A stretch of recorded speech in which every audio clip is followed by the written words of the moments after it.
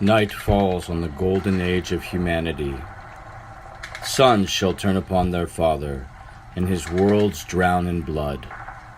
The eye shall open, and the galaxy will burn.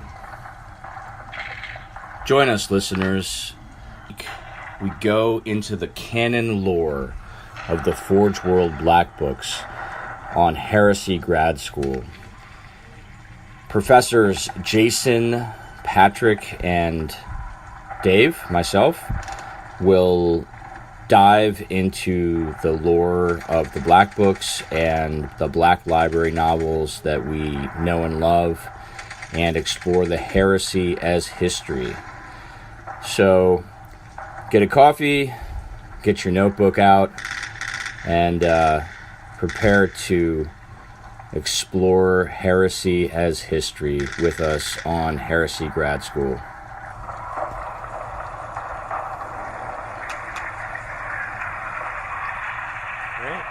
Hey everybody, and welcome to another episode of Heresy Grad School, part of the Remembrancers Retreat.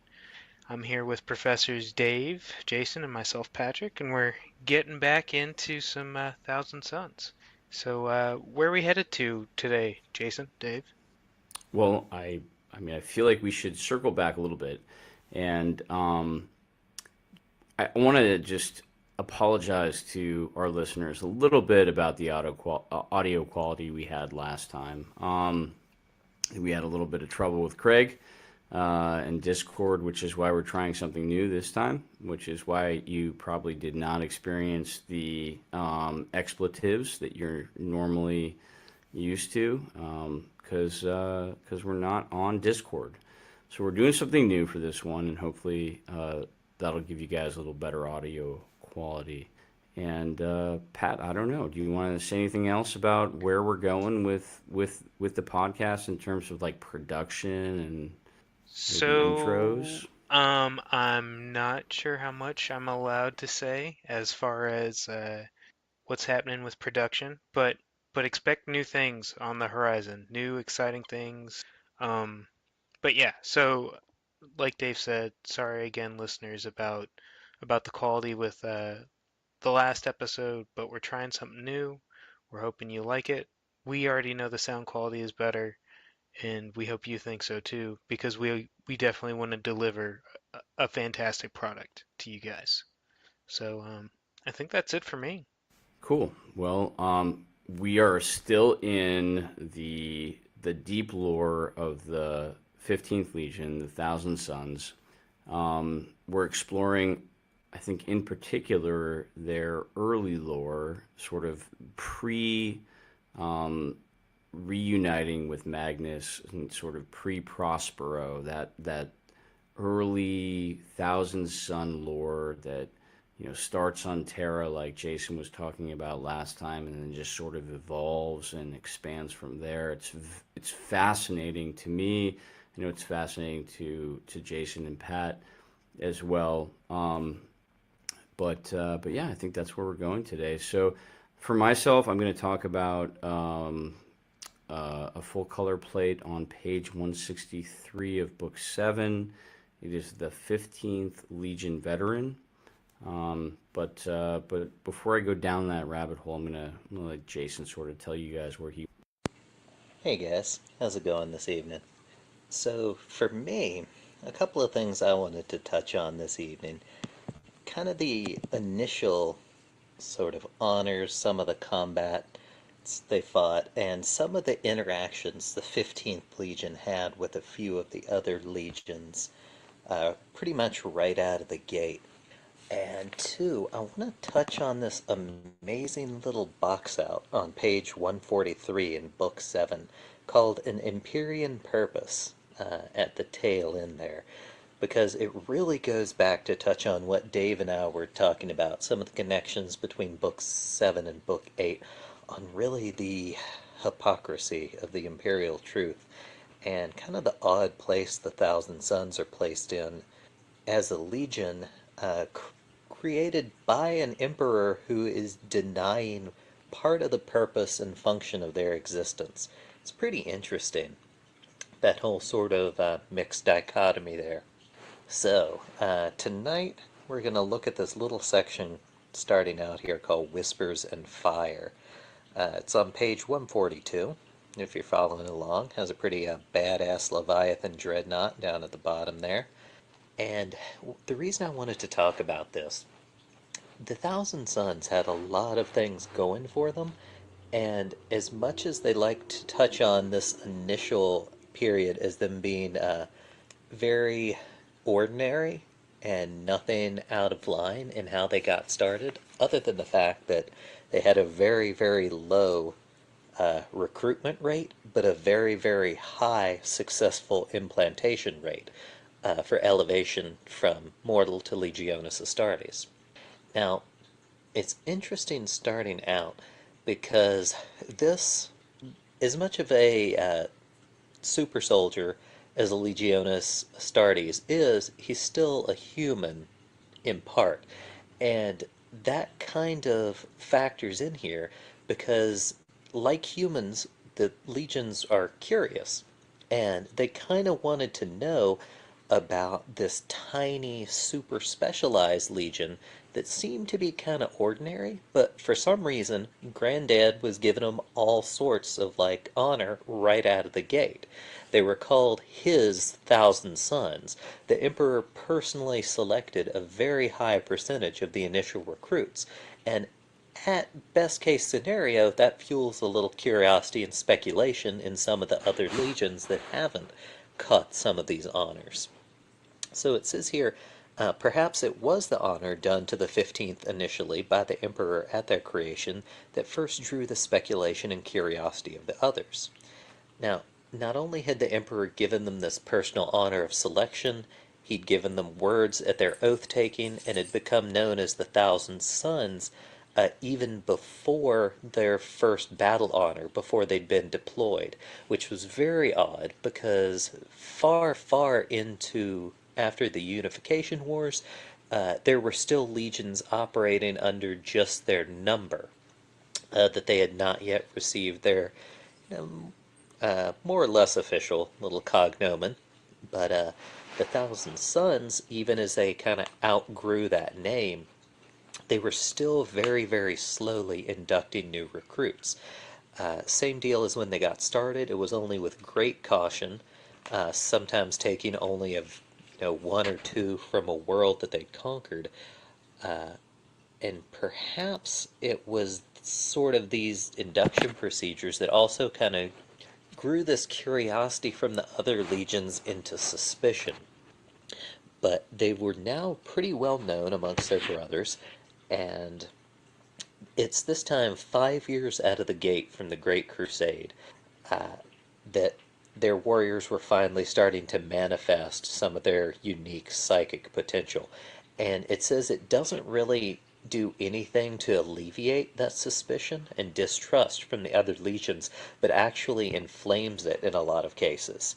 So, a solid decade, I'm sorry, not 5 years, but a decade after the Great Crusade passes beyond the boundaries of the Sol system, the Thousand Sons first begin to manifest their psychic potential. And starting out, it's just a very few, just a handful. But as the years kind of go on, you've got more and more starting to manifest their powers. And it says specifically, these aren't the lesser, sanctioned arts of the fate twisters that attend the noble houses of Terra, but manifestations of the true potential of the Empyrean at its most destructive and majestic. Now, again, we touched on this last time. That's not Imperium as in Imperium of Man. That's Empyrean as in the Imperial Arts. Empyrean. Having to do with warpcraft.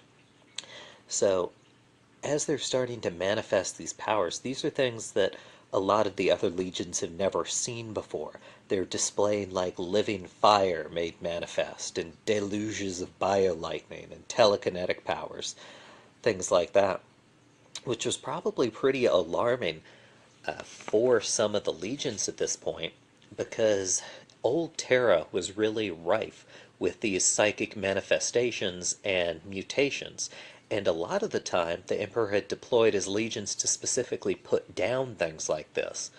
But this is balanced with the fact that right out of the gate, the Thousand Sons were lumping success on success on success, which isn't alleviating any of this suspicion, but it's kind of combining that suspicion with maybe even some professional jealousy.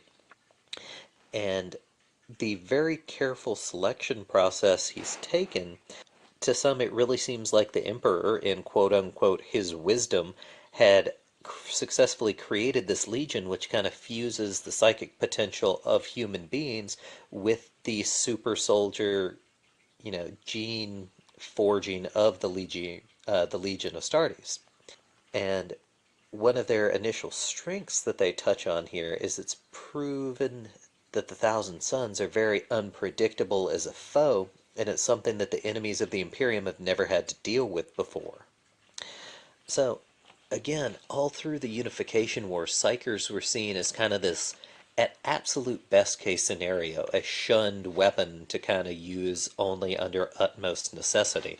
But now it's an entire legion of them selected by the hand of the Emperor himself. And not only do they have this now cloud of sort of distrust, in some cases it kind of grows into even outright hostility with some of the other legions. On page 143, they give several uh, examples of this. Let's see. On Astratus, the first millennial of the Third Legion withdrew their ships when a company of the 15th joined their mustering to take the colonies of the Sin Stars. Or another one, during the Colgrin campaign, the Dusk Raiders contingent mustered as part of the force refused to look, listen, or even speak to any of the Thousand Sons, dealing solely through intermediaries and servitors. And it goes on to say, during this period, Horus himself was said to have contacted the emperor to say he has a very direct concern over these, and he'd even started working on a plan to cull them should they waver in their purpose, which is pretty heavy coming from Horus, even this early on. But in this first decade, the Thousand Sons are spawning these stories that really, almost in the same way the Night Lords could have an entire system surrender as soon as their ships, translate in system, because they know enemies of the Imperium know what comes with the Night Lords. In the same way, these Thousand Sons sort of generate these tales of, armies of thousands being turned to ash and fortress walls crushed by, invisible telekinetic forces, and whole companies of Thousand Sons marching through storms of, fire and laser and plasma and emerging on the other side untouched. And there are a few they call out specifically. One, I know we talked about Ahriman's brother, Captain Ormuzd. He's actually called out here as subduing the planet Nicordo with just 200 warriors. A little bit less impressive than one we'll talk about later on a Night World, but still fun. Or another good one is Legio Lacrimae, a Titan Legion now defunct and disappeared, but at the time they were oath-bound to the Thousand Sons for driving off uncounted orcs off of their Titans during the reverse route of Megarania. And a pretty big deal, talking about personal honors accorded to them by the Emperor, he actually selected a cadre of Thousand Sons to accompany him in his war against the Crave, which they're actually touched on a lot. I remember they were in the sixth and maybe even the fifth and fourth edition Warhammer 40,000 rulebooks. In the whole picture of the galaxy section they'd have in the middle, outlining all of the different factions and some of the Xenos, things like that. But they're a very potent, psychically gifted Xeno species, and I know they've even come up a couple of times before. I know they touch on them in Betrayal, I think a couple of times in Extermination, but they're scattered all throughout the Black Books, kind of like the Hrud. But that brings us to this little box out I wanted to read to you guys specifically, because I think it's really heavy, and it's pretty terrific in how it touched on what Dave and I were talking about last time. The little bit of the Emperor's hypocrisy sprinkled in there. So at the top of page 143 here, an Empyrean purpose. At the time of the manifestation of their psychic powers, the truth of the scheme of the Thousand Sons' creation seemed obvious, and still seems so now. How could the Emperor, in his wisdom and power, have not known what seeds lay in the flesh of the humans taken to make the Thousand Sons? How could he have not known the qualities of the gene seed used to raise them above humanity when it was the product of his own hand and knowledge? If we admit that he did not know what he did, then we admit to a universe filled with doubts and bottomless uncertainty. Yet if we acknowledge that which seems manifestly true, that he knew full well what he had wrought with the creation of the Thousand Sons, then we must see, perhaps, that the hubris that would lay Magnus low was not him alone, but lived in his father also. So, I think that's a pretty terrific way for them to kind of almost come full circle and really touch on what the Emperor was trying to accomplish. And with that, I would love to turn it over to Dave here, who has quite a few things to say. No, thanks, Jason. That was awesome, man. And in all the ways that what Jason covers is always awesome. Um, yeah, it really does speak to, I think, the paradox of the Emperor, and he's clearly selecting this lead for its psychic potential, but he can't say that, right?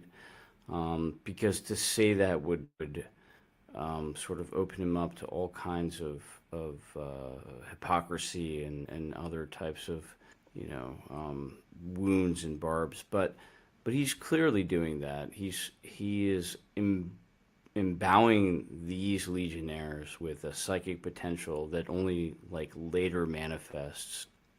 But and we know that the Emperor, by design, wants humanity to psychically ascend. And we know from the lore that the Emperor sees psychic potential in human beings and seeks them out, right? He has a special place for them. Um, and when he recognizes sort of a unique psychic potential within a human being, like a candle to the flame, he seeks them out and psychically. But and so this is all very sort of Machiavellian.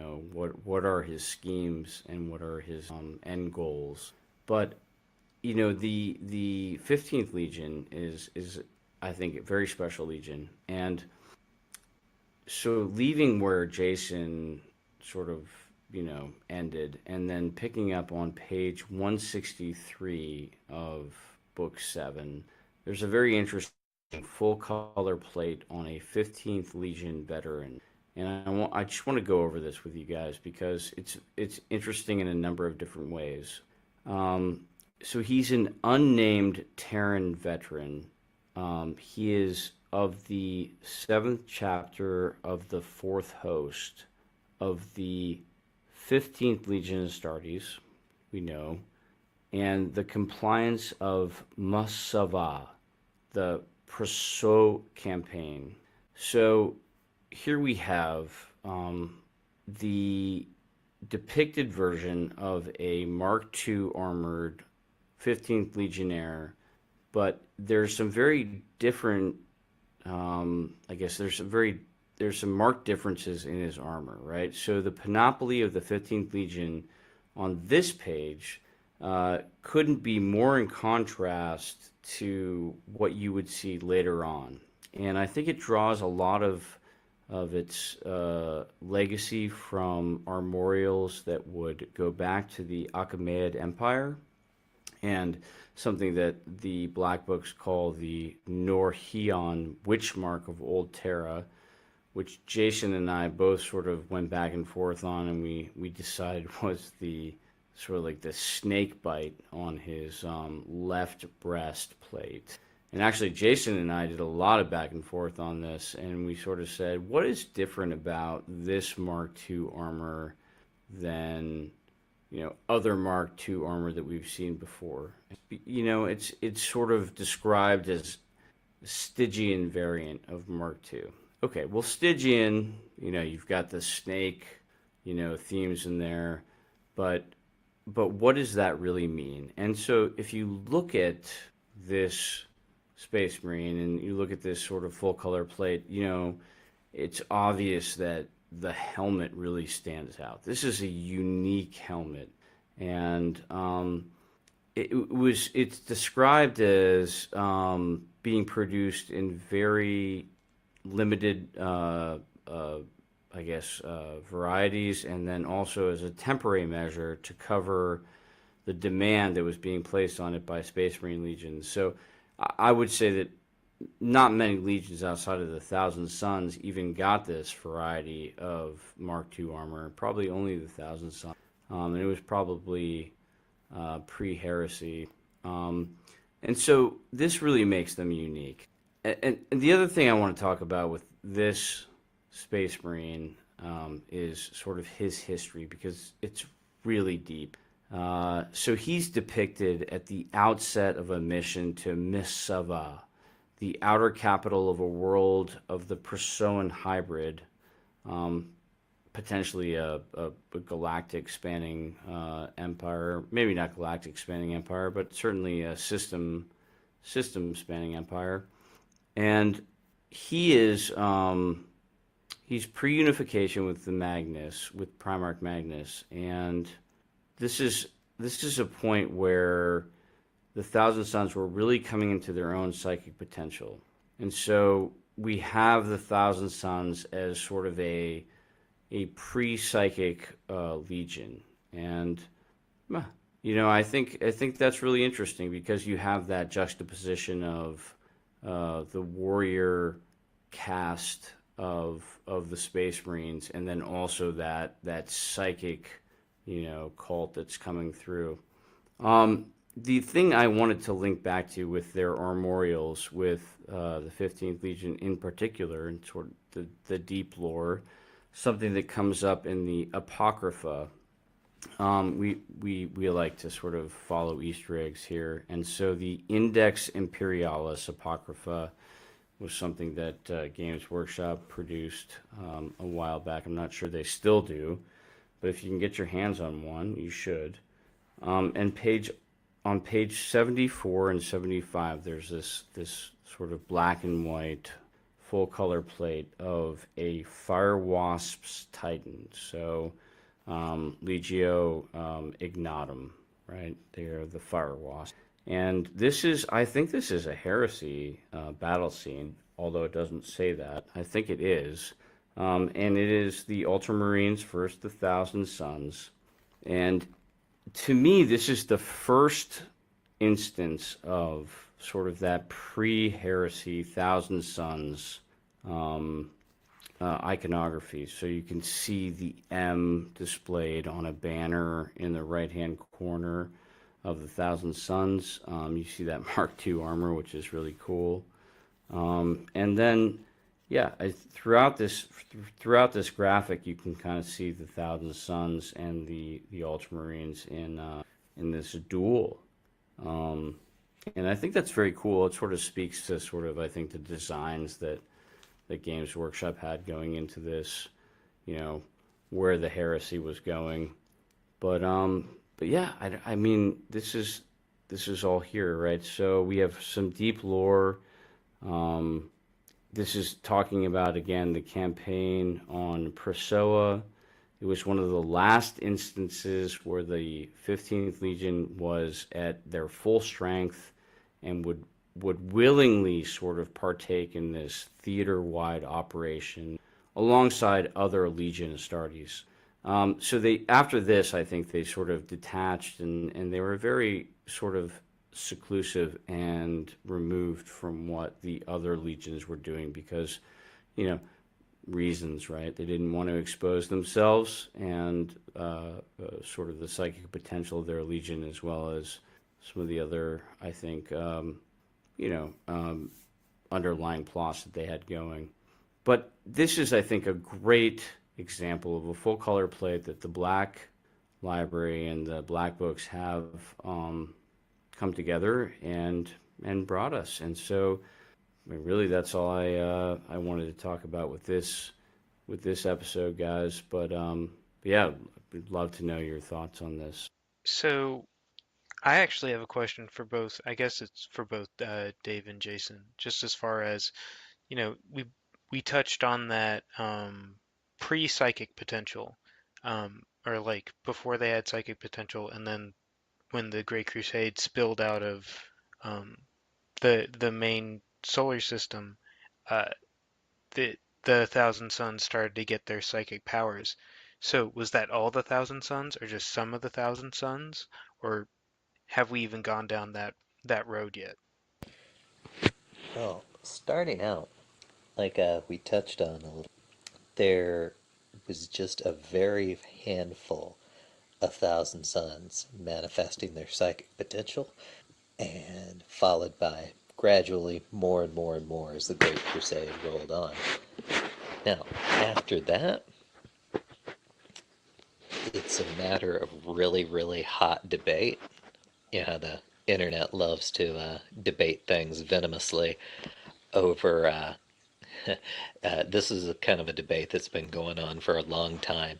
Is it was every single Thousand Sun a psyker, or were just like the squad leaders? Did they just have a much higher preponderance of psychers? And there are sources you can find all over the place in normal Warhammer fashion that contradict each other back and forth. The nearest I can tell, and the deal I kind of go with, is they all seem to have at least minor psychic talent. But if you'll remember, way down the road with the rubric of Ahriman, it was only every 1 in 9 that was powerful enough to keep from getting dusted and locked into their armor. So they probably had a bare minimum of psychic potential, even far, far down the chain. Because, like we've touched on before, the greater your psychic potential, the quicker you seem to move up the ranks in the Thousand Suns. But it might have been something so minute to the point where the best thing your psychic talent could do is help you clean your bolter. But it does seem like at least a tiny bit of talent existed across every Thousand Sun. Like I may only be able to move like a pebble across a room, but like my squad leader can channel force lightning, that kind of thing, or bio lightning, excuse me. As close as I can figure from all the, dozen or so sources that kind of contradict each other back and forth, that's as near as I can figure. All right, very cool. Dave, Jason, do you guys have anything else to add? It's gonna be a little weird not telling Craig to fuck off. Yeah, completely. And you know, I will say, bear with us, listeners. We're growing, and we're trying a new recording slash audio format. And with this episode especially, I'd love to hear your thoughts. Please comment on it, or send us a message and tell us what you think. I love to get the feedback. Should we still tell Craig to fuck off just I for mean, the tradition of it? maybe, but I mean, do you guys have anything to plug right now, Dave? No, I mean, Pat, I think if anybody, you have something to plug, right? I mean, your Forge world has been sort of going like, at Nonstop, optimal yeah. efficiency. Yeah, man. Yeah, I'll tell the listeners this. Don't get into 3D printing. It's a dirty, dirty habit. Um, yeah, I can tell you my office is about 3 degrees hotter than the rest of my house. But yeah, no, I'm 3D printing and I'm loving it. Everything from Lucius Warhounds to Warhammer Fantasy terrain. I'm all over the place and I'm loving it. But yeah, I don't have anybody to plug. Jason, do you need to plug Coke again in hopes that they actually give us a sponsorship?